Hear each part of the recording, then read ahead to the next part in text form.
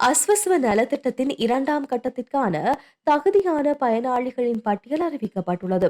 தொடர்புடைய பட்டியல் அனைத்தும் பிரதேச செயலாளர்கள் மற்றும் கிராம அலுவலர் அலுவலகத்திலும் அறிவிப்பு பலகையில் காட்சிப்படுத்தப்பட்டுள்ளது. அத்துடன் குறித்த பட்டியல் நலன்புரி சபையின் அதிகாரப்பூர்வ வலைதளமான www.wbb.gov.lk என்ற இணையதளத்தில் காட்சிப்படுத்தப்பட்டுள்ளது. 2ஆம் கட்டத்திற்கான தகவல் சேகரிக்கும் போது வழங்கப்பட்ட தகவலில் ஏதேனும் பிழை அல்லது முரண்பாடு இருந்தால் உணரும் விண்ணப்பதாரர்கள் மற்றும் தகுதியான பயனாளிகளின் பட்டியலில் பெயர் குறிப்பிடப்படவில்லை என்றால் அவர்கள் மேல்முறையீடு செய்யலாம்.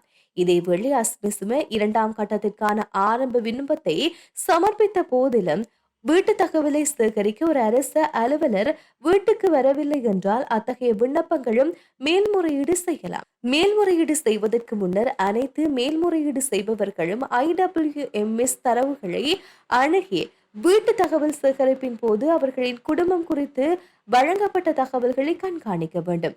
மேல்முறையீட்டாளர்கள் அல்லது ஆட்சேபணியாளர்கள் www.vbb.gov.lk என்கின்ற அதிகாரப்பூர்வ வலைதளத்திற்கு சென்று மேல்முறையீடுகள் மற்றும் ஆட்சேபனைகள் சமர்ப்பிப்புகளை உள்ளிடுவதன் மூலமாக தங்கள் மேல்முறையீடுகள் அல்லது ஆட்சேபனைகளை நிகழ்நிலையில் சமர்ப்பிக்கலாம். விண்ணப்பதாரர்கள் மேல்முறையீடுகள் மற்றும் ஆட்சேபனைகளை நிகழ்நிலையில் சமர்ப்பிக்கும் போது தங்கள் பகுதியில் உள்ள விதாதா வழமையங்களில் இருந்து உதவி பெறலாம்.